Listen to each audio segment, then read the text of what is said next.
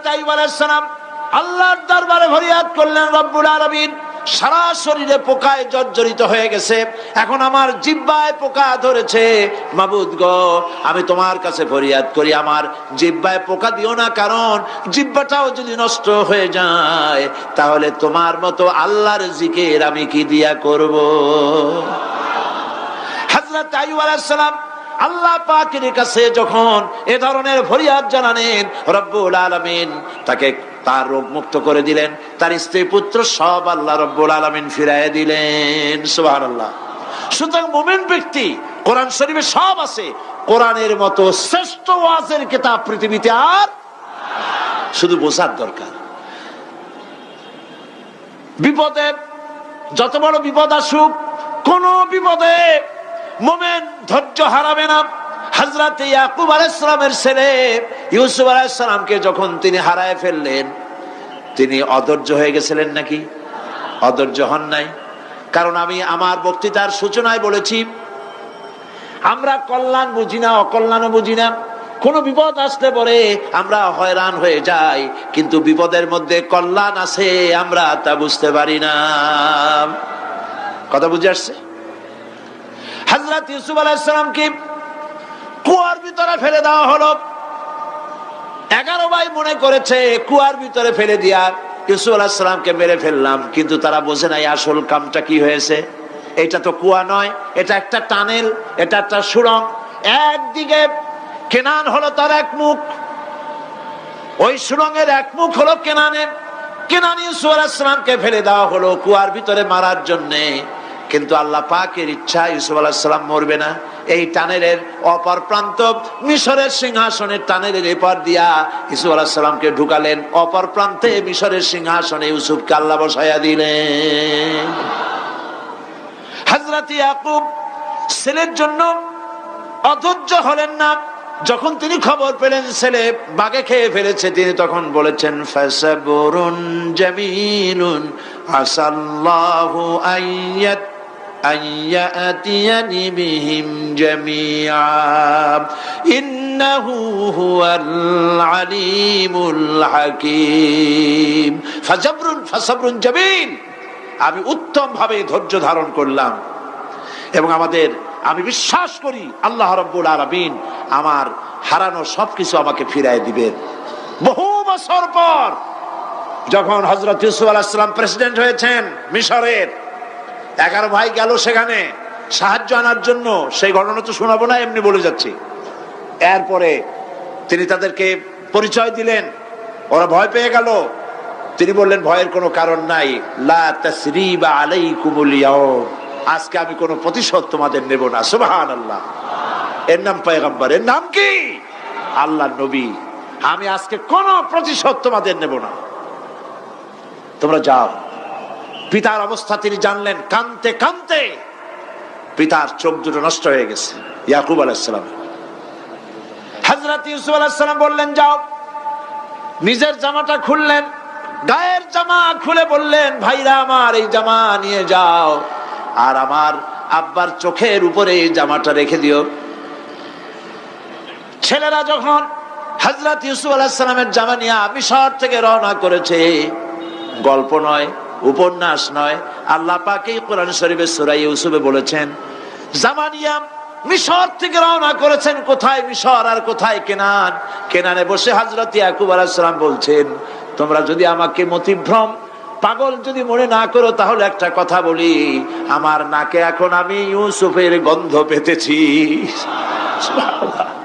তোমরা যদি আমাকে মতিভ্রম না করো, তাহলে আমি বলি আমি কিন্তু ইউসুফের গন্ধ পেতেছি। সুবহানাল্লাহ।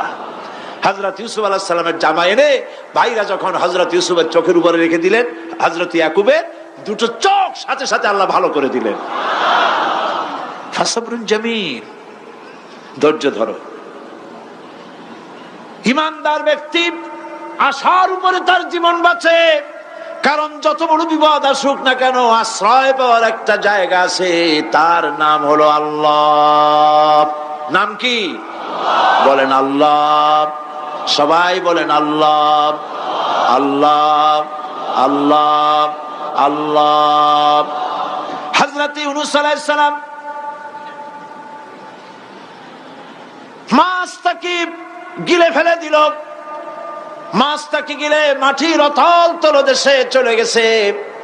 এত বড় বিপদ পৃথিবীর কোন মানুষের হতে পারে নাকি বলেন? কি বলেন?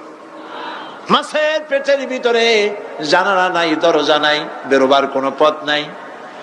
মাছ গেছে পানির অতল তলদেশ। আল্লাহ পাক কোরআন শরীফের ভিতরে মানুষকে শোনান। আল্লাহ ওয়াজ করছেন, সুবহানাল্লাহ বলেন।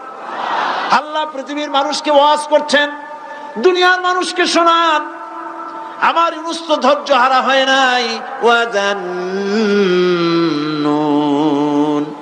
ইয যাহাবা মুগাদিবান ফাযান্না আন লান নাকদিরা আলাইহি فنادى في الظلمات أن لا إله إلا أنت سبحانك إني كنت من الظالمين فنادى في الظلمات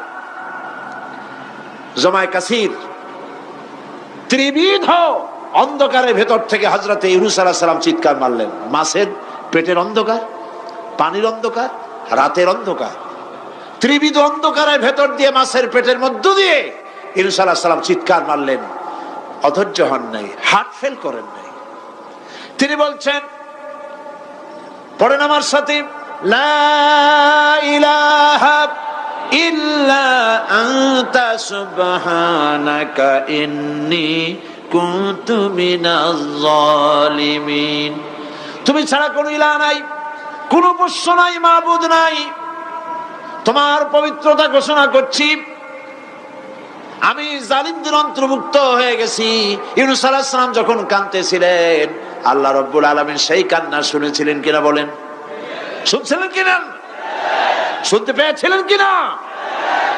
পানির ভিতরে কেউ শোনে নাই, মাছের পেটের ভিতরে ইউনূস আলাইহিস সালাম কিভাবে চিৎকার করছেন, মাছের পেটের ভিতরের আওয়াজ পানির ভিতরে কেউ শোনে নাই, জমিনের কেউ শোনে নাই, অন্তরিক্ষে কেউ শোনে নাই, সাত আকাশের ভিতরে কেউ শোনে নাই, কিন্তু আরশে আজিমের মালিক আল্লাহ রব্বুল আলামিন শুনতে পেয়েছেন।